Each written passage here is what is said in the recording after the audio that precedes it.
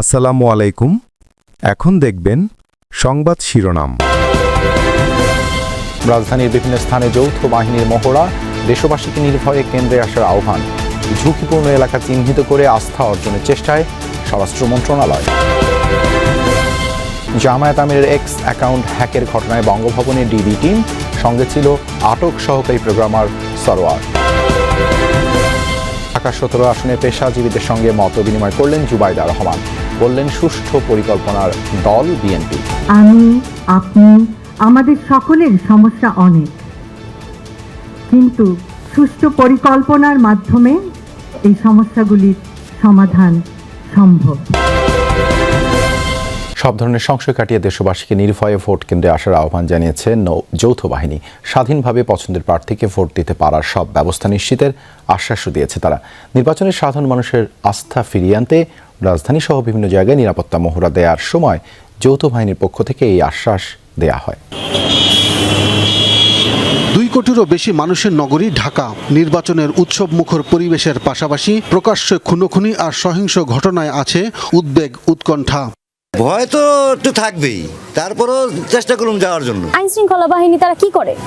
তারা দাঁড়িয়ে থাকে। যে জায়গায় প্রশাসন থাকবে এই জায়গায় আমাদের কোনো ভয় নাই। মেয়েদের নিরাপত্তা বিষয়টা হচ্ছে সবচেয়ে বেশি জরুরি দরকার। বিগত সরকারের কাছ থেকে ওই রকম ভাবে দেখা যায় নাই।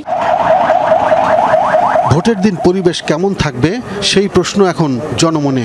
সব উদ্বেগ, উৎকণ্ঠা দূর করতে মাঠে নেমেছে যৌথ বাহিনী।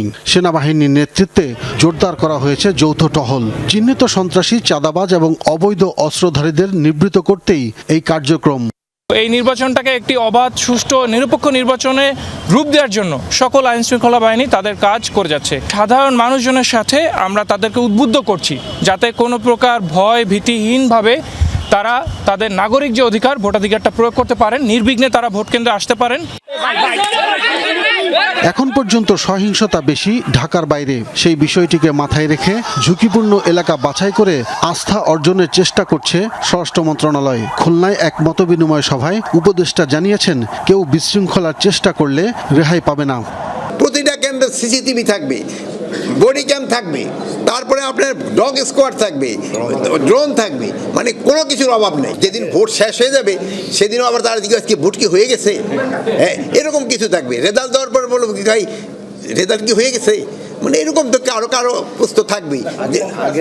কোনো রকমের কোনো সংশয় নাই, কোনো রকমের কোনো ট্রমা নাই, সব ঠিকঠাক মতো হবে।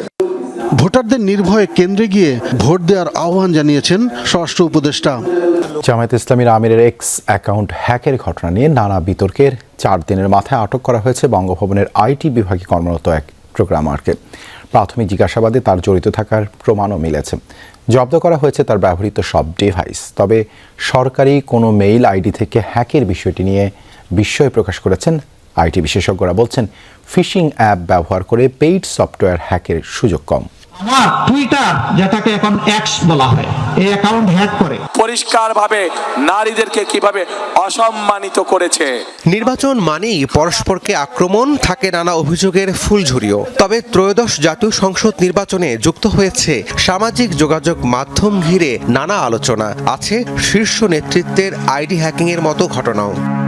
গত 31 তারিখ রাতে হঠাৎই জামায়াত আমির ডাক্তার শফিকুর রহমানের এক্স আইডি থেকে নারীদের নিয়ে একটি স্ট্যাটাস জন্ম দেয় ব্যাপক সমালোচনার।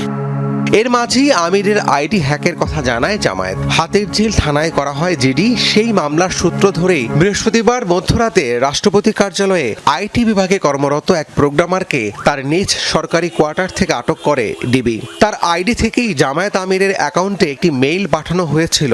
প্রাথমিক সত্যতা পেয়েছে মহানগর গোয়েন্দা পুলিশ। প্রাথমিক কিছু তথ্য তো পেয়েছি, সেজন্য নিয়ে আসছি। এমনি তো আর ইয়ে করা যায় না। হ্যাঁ, প্রাথমিক কিছু তথ্য তো আছে, প্রাথমিক কিছু সত্যতা তো আছে। বঙ্গভবনের একজন স্টাফকে নিয়ে আসা, সরকারি একজন কর্মকর্তাকে নিয়ে আসা।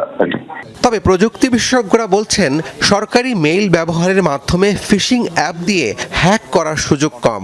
তাদের ধারণা, অ্যাক্সেস আছে এমন কোনো আইডি থেকেই পোস্টটি করা হয়েছে। আমির সাহেব যিনি ব্লু ভেরিফাইড ব্যবহার করেন, ভিকটিম, উনি ডেফিনেটলি আমি ধরেই নেব উনি একটা পেইড সফটওয়্যার ব্যবহার করেন।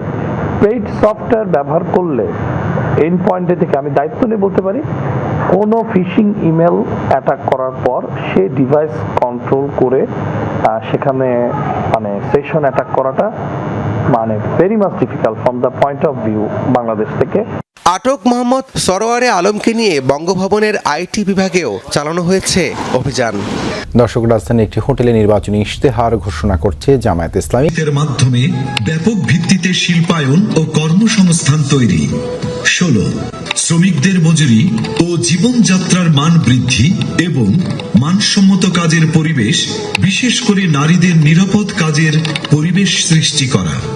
17 প্রবাসীদের ভোটাধিকার সহ সকল অধিকার নিশ্চিতকরণ এবং দেশ গঠনে আনুপাতিক ও বাস্তবসম্মত। 18 সংখ্যাগুরু, সংখ্যালঘু, মেজর নাগরিক ও শ্রেণীগোষ্ঠীর স্বাস্থ্যসেবা প্রদান এবং গরিব উন্নত চিকিৎসা নিশ্চিত করা। 20 সমসাময়িক বিশ্বের চাহিদাকে সামনে রেখে শিক্ষা ব্যবস্থার মৌলিক সংস্কার এবং পর্যায়ক্রমে বিনামূল্যে শিক্ষা নিশ্চিত করা। 21 দ্রব্যমূল্য ক্রয় ক্ষমতার মধ্যে রেখে স্থিতিশীলতা নিশ্চিত করা এবং অন্যান্য মৌলিক চাহিদার পূর্ণ সংস্থানের নিশ্চয়তা। 22 যাতায়াত ব্যবস্থাকে ঢেলে সাজানো এবং রাজধানীর সাথে দেশের বিভাগীয় শহরগুলোর সড়ক রেলপথের দূরত্ব পর্যায়ক্রমে 2 থেকে 3 ঘন্টায় নামিয়ে আনা। ঢাকা 17 পেশাজীবীদের সাথে মত বিনিময় করেছেন এই আসনে বিএনপি প্রার্থী তারেক রহমানের স্ত্রী ডাক্তার জুবাইদা রহমান। বলেন, ক্ষমতায় গেলে বিএনপি ভেদাভেদ নয়, সমতার রাজনীতি করবে। এ সময় বিএনপি নির্বাচন পরিচালনা কমিটির চেয়ারম্যান নজরুল ইসলাম খান বলেন, শুক্রবার ঘোষণা করা হবে দলের নির্বাচনী ইশতেহার। বলেন, জনগণের চাহিদার চেয়েও বেশি করবে বিএনপি। দলের পাশাপাশি ভোটের প্রচারণায় সক্রিয় জিয়া পরিবারের সদস্যরা বুধবার বিকেলে হাতিরঝিল অ্যাম্ফি থিয়েটারে পেশাজীবীদের সঙ্গে মতবিনিময় করেন ডাক্তার জুবাইদা রহমান। আয়োজনে অংশ নেন ডাক্তার, ইঞ্জিনিয়ার, আইনজীবী সহ অন্যান্য পেশাজীবীরা। গার্মেন্টস কর্মী, পরিবহন শ্রমিকরা তুলে ধরেন তাদের নিত্য বঞ্চনার কথা।